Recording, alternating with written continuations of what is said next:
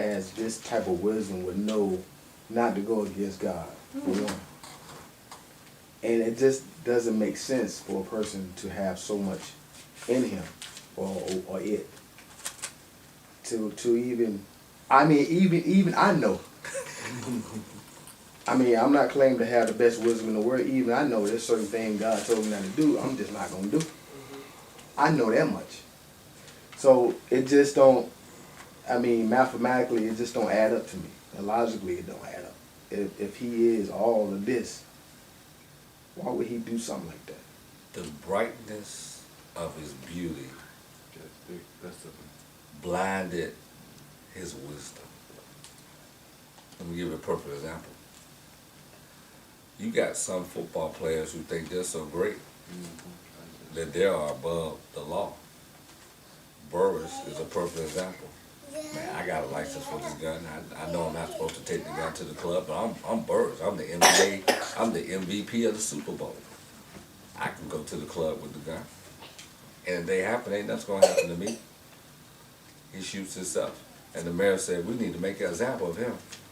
He goes to jail for 3 years.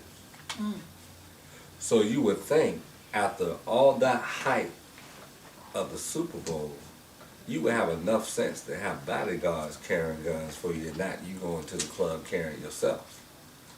But the brightness of your own, the blindness of your own brightness, overrides your wisdom, and you do crazy things.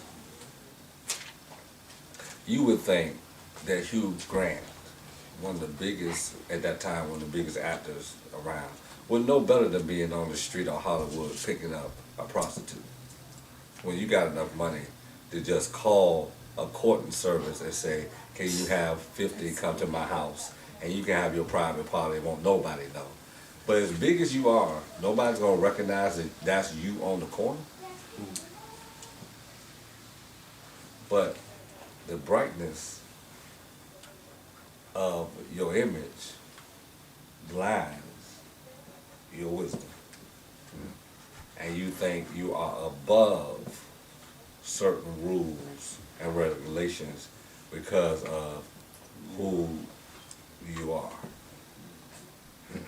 Until you get a reality check that no. Another example, Wesley Snipes. This might sound crazy, but you were talking, I was thinking about what you said, and God is our creator, and everything is about good and evil.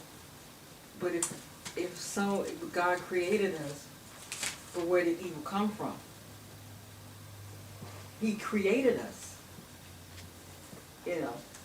Just say, he created us. He created Lucifer. And I understand what you're saying, but I'm just saying he created us, and he was in God's presence. Walking in and out. But the brightness of your own image, you believe your own height. So there was something. There's always a choice. Yeah. That's There's always a choice. God, in his pattern of operation, always gives us a choice. He created us. But this is not a dictatorship where we got to serve him. Although this is a kingdom where he gives decrees and there's punishment for not doing it. But it's not a dictatorship that we have to serve him. So we have a choice to say yes or no.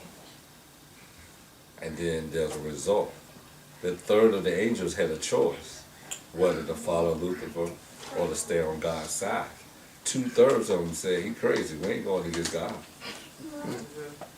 1/3 believed the hype.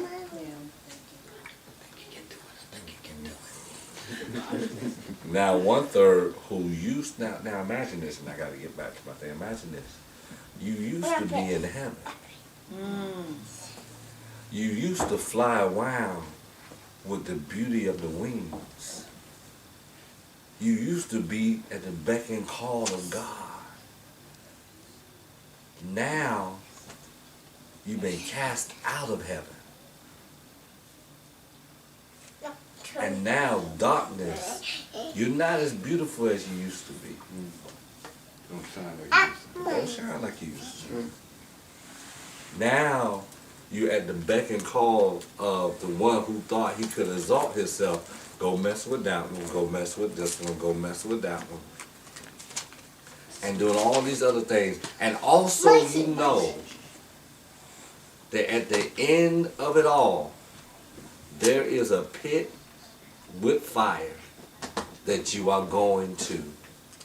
Remember when Jesus was casting out the demons out of the person, and they said, don't torment us before our time. Send us into the herd of the swine. Because they already knew when all that comes down, we're going to the fire because we made the choice to side with the one who lost. Can you imagine living that eternity knowing what's going to happen? That is the fate of Satan and all those who follow after him, because his army came from God's army, because he can't create anything.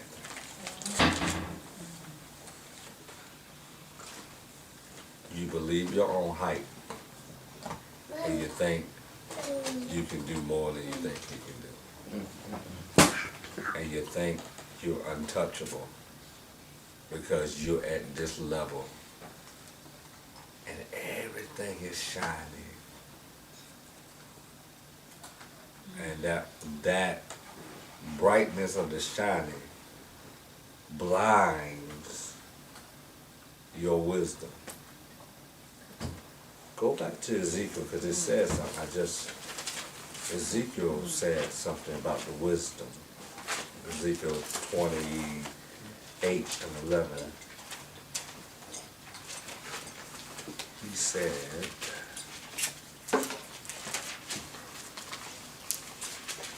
where did he say it?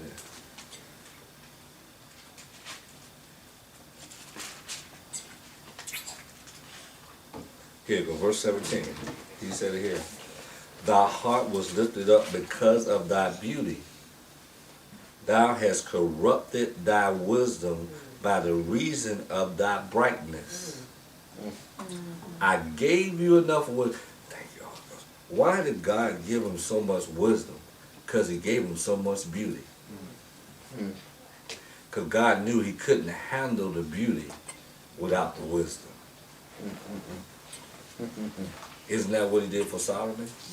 Solomon, what do you want? God, I want wisdom because I saw my daddy go crazy over women, so I need some wisdom because it's in my genes.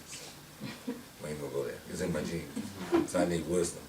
Okay, Solomon, because you got wisdom, you're gonna get wealth.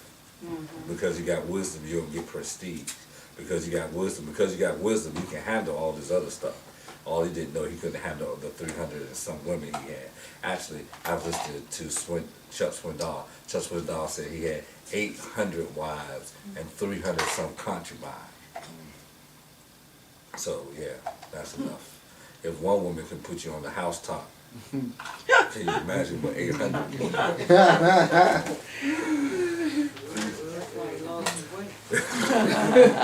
That's what Chuck Swindoll said. That's why he went crazy. But his brightness corrupted his wisdom. And God gave him the wisdom because he knew what the brightness would do. Go to Paul. Paul said, God has put this thorn in my flesh because of the much revelation he has given me. Without the thorn, the revelation may cause me to go mad. Go ahead. Paul didn't spend time with Jesus one-on-one. That's right. Everything he learned by revelation. Paul wrote most of the New Testament. All of the principles he wrote in the New Testament, he learned by revelation. He said, God had to put this thing in me because otherwise I would go crazy with all the revelation he'd given me. God always has a balance to what he gives us. What we think sometimes is a hindrance is actually our balance to keep us straight. That's why in our marriage retreat, we're going to deal with the balanced marriage. I ain't supposed to marry him. He's the only thing keeping you balanced. Go ahead. Go I ahead. ain't supposed to marry her. She's the only thing keeping you balanced. Otherwise, you will go crazy. Doing all kinds of stuff. So God always, so he gave him the wisdom to balance out the beauty. And if he had relied on the wisdom, the beauty wouldn't have drove him crazy. But this is what messed Satan up, I believe. Won't dare, maybe I won't find out till I get to heaven. Moses, when he came off of the mountain, knew he had been with God, but didn't think he was God. Right. Satan, however, thought, I've been with God so much, I'm just like him. And since I'm just like him, I can't replace him. Go back to Isaiah. Go back to Isaiah. Isaiah 12. Isaiah 12 and 11, I believe it is. Mommy. Oh, I'm sorry. Isaiah 14 and 12. Mommy. Isaiah 14 and 12. Mommy. That's Isaiah 14 and 14. Look what it said. I will ascend above the heights of the clouds. I will be like the Most High. He thought, because he had been with God so much, he could replace God. And the third of the angels believed his height and were blinded by his beauty and likeness. A third